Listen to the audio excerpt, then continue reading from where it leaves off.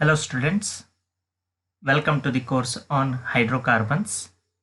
In a previous lecture, we have studied the nomenclature and isomerism in alkenes.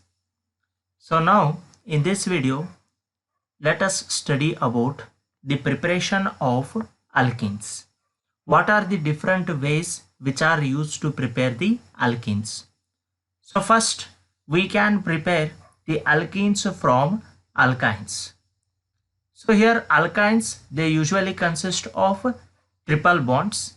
So these alkynes on partial reduction with calculated amount of dihydrogen in presence of a catalyst, they will give the alkenes. So as you know, alkynes, if we carry out complete reduction, then they will form alkanes. But instead of that, if we carry out a partial reduction, then we can get the alkenes.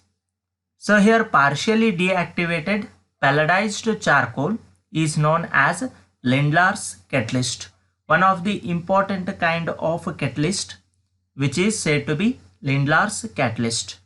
So how does this reaction takes place? If we consider the alkyne on passing hydrogen gas in presence of a catalyst, it will provide a cis alkene as product. An example for that is given by taking the ethane. On passing hydrogen gas, we will get ethene. So simply the hydrogen get added to the ethane and thus it will form ethene. So this is one of the method which is used to prepare the alkenes by using Lindlar's catalyst. Here alkynes on reduction with sodium in liquid ammonia form transalkenes. So instead of Lindlar's catalyst, if we use the sodium in liquid ammonia solution, then it will form transalkenes. So as you have seen here, you have obtained the cis alkene in presence of Lindlar's catalyst. So how to get the transalkene? By using the sodium in liquid ammonia solution. Then upon hydrogenation, the alkynes will give transalkene. So this is one method to prepare the alkenes. Now, the alkenes are also prepared from alkyl halides. So alkyl halides, usually the alkyl group is attached to the halogen group. On heating with alcoholic potash. Alcoholic potash means potassium hydroxide is dissolved in alcohol, is said to be alcoholic potash. Suppose if the potassium hydroxide is dissolved in water, then it is said to be aqueous potash.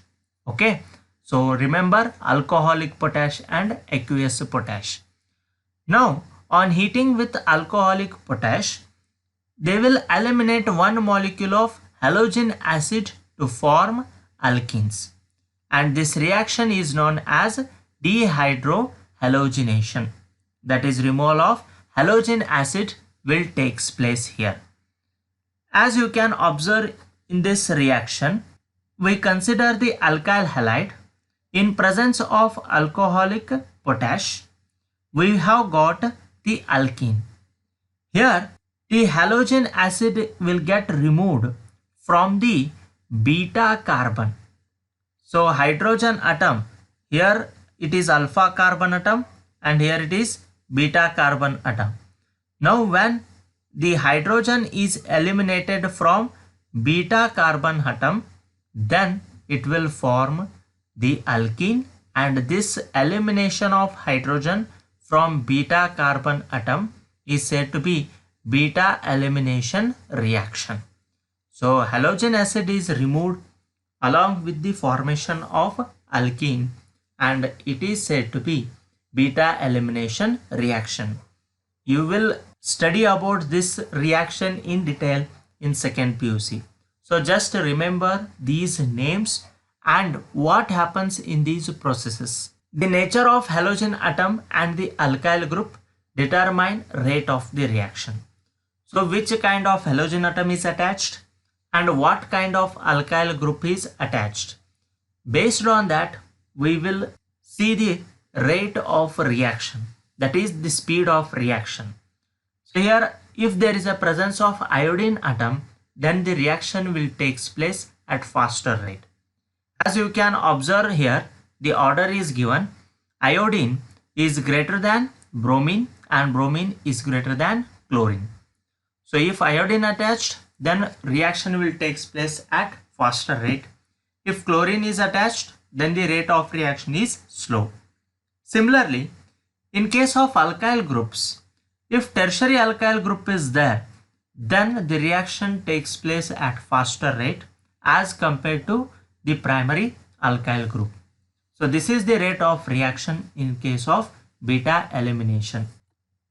Now, the alkenes are also prepared from vicinal dihalides. Dihalides in which two halogen atoms are attached to two adjacent carbon atoms are known as vicinal dihalides.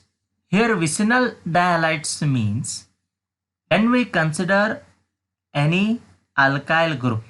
Okay. Now these are the two adjacent carbon atoms. If we attach any halogen atom to these adjacent carbon atoms, then these are said to be vicinal dihalides. Vicinal means neighboring carbon atoms. So to the neighboring carbon atoms, the halogen atoms are attached, and such kind of halides are said to be vicinal dihalides. Okay, it may be chlorine, bromine, iodine. Okay, such kind of halides are said to be vicinal dihalides. Now vicinal dihalides on treatment with zinc metal lose a molecule of ZnX2 to form an alkene, and this reaction is known as dehalogenation, since the removal of halides takes place, and thus it is said to be dehalogenation. The reaction can be given like this. Here we have taken CH2Br, CH2Br. As you can observe here, the bromine is attached to two adjacent carbon atoms. At both the sides here you can observe bromine. That is a vicinal dihalide. When it is reacted with zinc, it will form ethene. Okay. So similarly, propene can also be obtained from this dehalogenation reaction. So this is the another way to prepare the alkenes. The next one, from alcohols by acidic dehydration. This is the another method. So here alcohols on heating with concentrated sulfuric acid form alkenes with the elimination of one water molecule.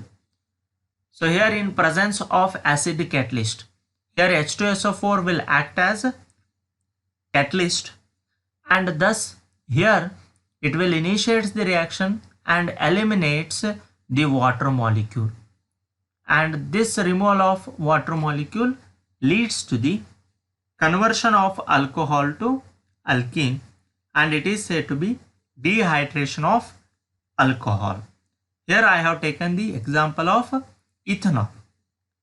So ethanol is converted into ethene, and here also in ethanol the elimination of hydrogen will take place from beta carbon atom. So thus here also we can give the example of alcohols acidic dehydration for beta elimination. So remember these methods to prepare the alkenes.